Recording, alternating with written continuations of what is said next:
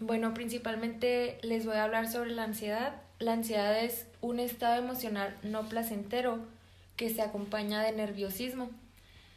La mayoría de veces la ansiedad aparece cuando te imaginas peligro. La ansiedad y el miedo se acompañan de cambios físicos y conductuales. Existe un cierto grado de ansiedad que muchas veces es necesario, como por ejemplo cuando vas a presentar un examen. Muchas veces la ansiedad y el nerviosismo te sirve de motivación para estudiar y salir bien, pero ya cuando este se vuelve más allá de la ansiedad normal, del grado normal de ansiedad,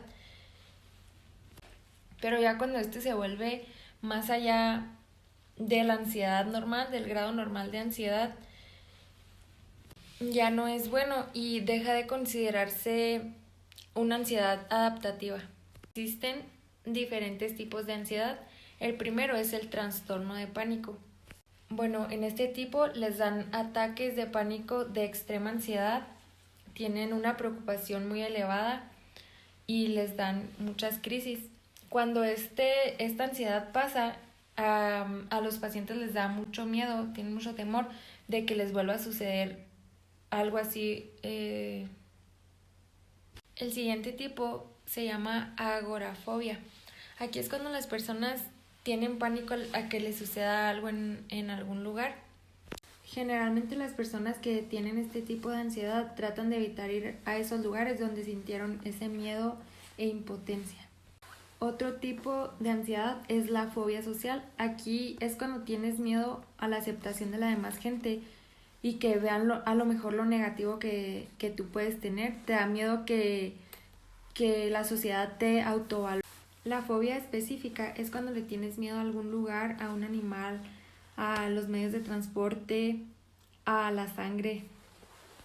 El trastorno de ansiedad generalizada es cuando una persona vive preocupada y ansiosa por las diferentes situaciones de la vida cotidiana.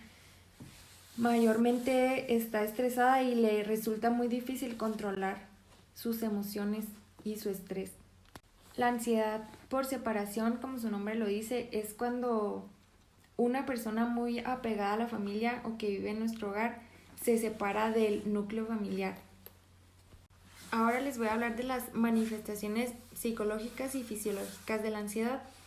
Bueno, en las psicológicas es cuando tienes miedo injustificado. Aquí es cuando tienes miedo a que sucedan cosas que sí van a pasar, pero no están pasando, como por ejemplo que se muera un familiar. Tienes miedo al día que vaya a pasar, pero pues en ese momento aún no pasa.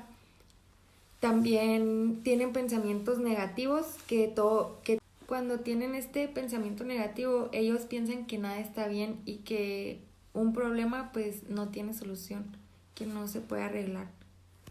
En las manifestaciones fisiológicas, la ansiedad se manifiesta a través del sistema nervioso. Aquí es cuando comienzas a tener alteraciones. Estos cambios o alteraciones que pueden sufrir puede ser la frecuencia cardíaca, la dificultad al respirar, presentan sudoración, tensión muscular, entre otros. A continuación voy a hablar sobre las fuentes de estrés y de ansiedad. Una fuente de estrés y de ansiedad puede ser en los jóvenes universitarios. Esto se debe a que los universitarios muchas veces tienen que trabajar y estudiar, entonces pues la escuela es una fuente de estrés porque muchas veces tienes que tener una buena organización con tu tiempo, si no, pues muchas veces no puedes realizar las cosas. Entonces, a causa de esto, el estrés se debe a la falta de tiempo y las actividades excesivas. A continuación les hablaré de la autoestima. El autoestima es un sentimiento que nos hace valorarnos y querernos a nosotros mismos.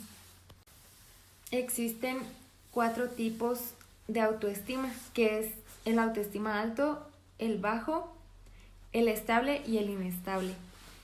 No siempre tenemos una autoestima bueno. Hay algunas personas que tienen mala autoestima. Ahora les hablaré del duelo. Aquí es cuando sufres una pérdida de algún familiar. La negación, la ira, la depresión y la negociación.